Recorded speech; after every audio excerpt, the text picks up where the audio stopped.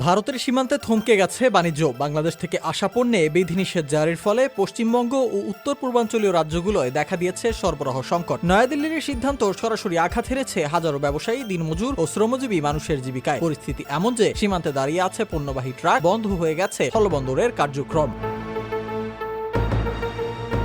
ভারতের প্রভাবশালী সংবাদ মাধ্যমে বলা হয়েছে, ঢাকাকে চাপে ফেলতে ভারত সম্প্রতি তৈরি পোশাক সহ বেশ কয়েকটি পণ্যের আমদানিতে নিষেধাজ্ঞা জারি করে। ফলে পেট্রাপোল, হিলি, মাহাদীপুর, চ্যাংরাবান্ধা ও ফুলবাড়ী এই 5টি প্রধান স্থলবন্দরের কার্যক্রম প্রায় অচল হয়ে পড়েছে। দক্ষিণ এশিয়ার বৃহত্তম স্থলবন্দর পেট্রাপোলে যেখানে আগে প্রতিদিন গড়ে 600 থেকে 700 ট্রাক চলাচল করত, সেখানে এখন তা কমে এসে সাপ্তাহিক 200 ট্রাকেরও নিচে দাঁড়িয়েছে।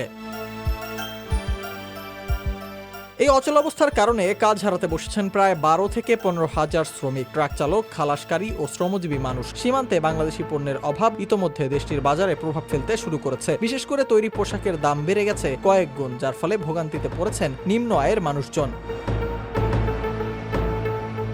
এদিকে পশ্চিমবঙ্গে বাংলাদেশের পোশাক বরাবরই জনপ্রিয়। বিশেষ করে দুর্গাপুজোর মতো বড় উৎসবের আগে এর চাহিদা আরো বৃদ্ধি পায়। সংবাদ মাধ্যমটি আরো জানায়, নিষেধাজ্ঞার কারণে বাংলাদেশি পণ্য এখন বিকল্প রুটে সমুদ্র পথে ভারতে পাঠাতে হচ্ছে, যা সময় ও খরচ দুটোই বাড়িয়ে দিচ্ছে। এতে করে বাজারে সরবরাহ কমা ও দাম বৃদ্ধি সহ এবং ক্ষতিগ্রস্ত হচ্ছেন পোশাক খাতের ব্যবসায়ীরা।